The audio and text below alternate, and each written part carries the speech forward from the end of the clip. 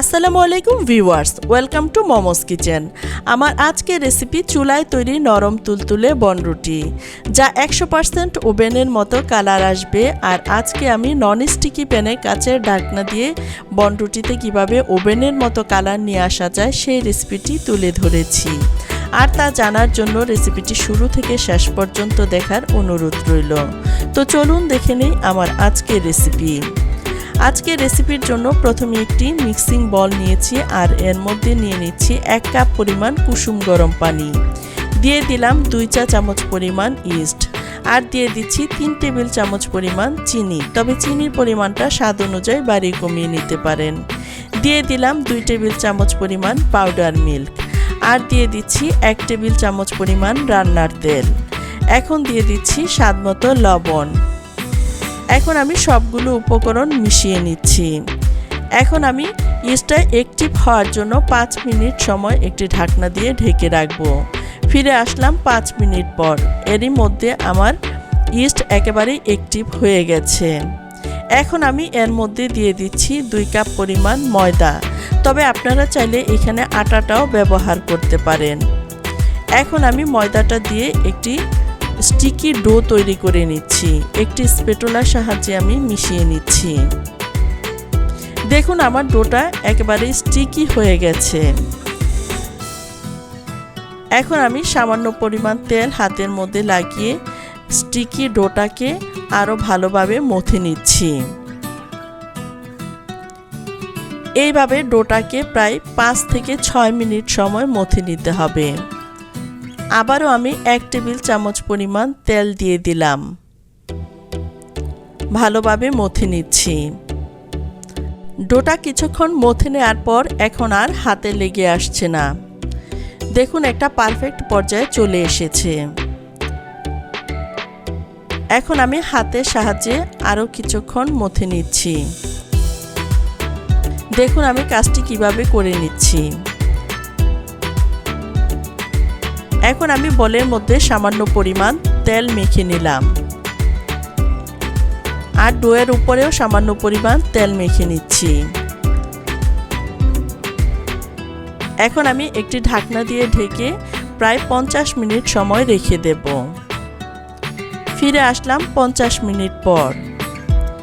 এরই মধ্যে দেখুন আমার ডোটা সম্পূর্ণ ফুলে ডাবল হয়ে গেছে।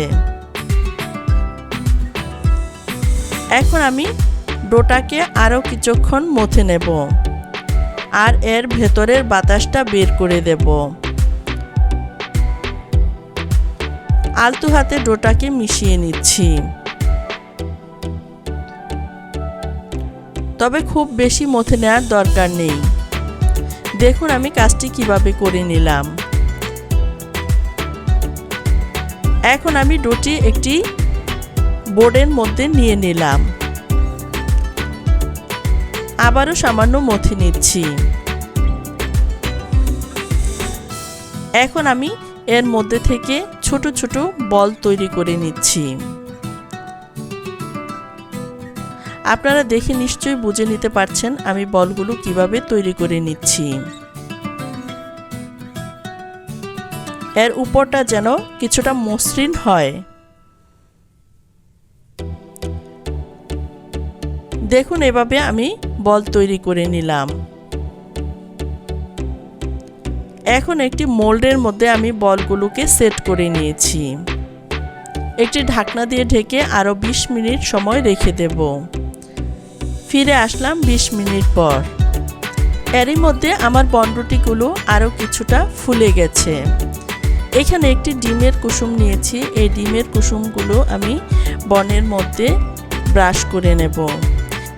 এখন আমি ডিমের কুসুমটা আলতো হাতে বনের মধ্যে ব্রাশ করে নিচ্ছি, আর এতে করেই দেখা যাবে বনের মধ্যে সুন্দর একটি কালার চলে আসবে। এখন এর মধ্যে কিছুটা সাদা তিল দিয়ে দিচ্ছি। এতে করে আপনাদের বনগুলো খেতেও ভালো লাগবে আর দেখতেও অনেক সুন্দর লাগবে। এ পর্যায়ে চলে আসলাম চুলায়। চুলায় একটি প্যান বসিয়ে আমি 10 মিনিট চুলার আঁচ মিডিয়াম করে প্রিহিট করে নিয়েছি। এখন এর মধ্যে আমি 2 টুকরা কাগজ দিয়ে এর উপরে একটি স্ট্যান্ড বসিয়ে দিলাম। আর এখন আমি বনের মোলটাও এর উপরে বসিয়ে দিলাম। এখন আমি ঢাকনা দিয়ে ঢেকে দিচ্ছি আর ঢাকনার ছিদ্রটাও বন্ধ করে দিচ্ছি। এখন আমি প্রায় 20 থেকে 25 মিনিট সময় চুলার আঁচ মিডিয়াম করে বেক করে নিলাম। দেখুন কত সুন্দর কালার চলে এসেছে। নন স্টিকি প্যানে কাচের ঢাকনা দিয়েও যে বনের মধ্যে সুন্দর কালার চলে আসে সেটাই আমি আপনাদেরকে দেখিয়ে দিলাম। এখন আমি বনগুলোর মধ্যে কিছুটা ঘি ব্রাশ করে নিচ্ছি। এতে করে আপনাদের বনগুলো অনেকটাই সফট হবে আর দেখতেও গ্লেজি হবে। তৈরি হয়ে গেল আমার আজকের মজাদার চুলায় তৈরি নরম তুলতুলে পারফেক্ট বনরুটির রেসিপিটি। দেখুন কতটা ফ্লাপি হয়েছে। এখন আমি বনরুটিটা ভেঙে দেখাচ্ছি। আপনারা দেখে নিশ্চয়ই বুঝে গেছেন এর ভেতরটা কতটা ফ্লাপি হয়েছে। দেখে বোঝাই যাচ্ছে না যে এটা ঘরে তৈরি চুলায় তৈরি বনরুটি। আর এইভাবে যদি ঘরেই বনরুটি তৈরি করে নেওয়া যায় তাহলে আর বনরুটি কিনে খাওয়ার কোনো প্রশ্নই ওঠে না। আর আমার আজকের রেসিপিটি যদি ভালো লেগে থাকে লাইক, কমেন্টস এবং শেয়ার করতে ভুলবেন না। আবারও দেখা হবে নতুন কোনো রেসিপিতে। সেই পর্যন্ত সবাই ভালো থাকুন, সুস্থ থাকুন। আজ এ পর্যন্তই। আল্লাহ হাফেজ।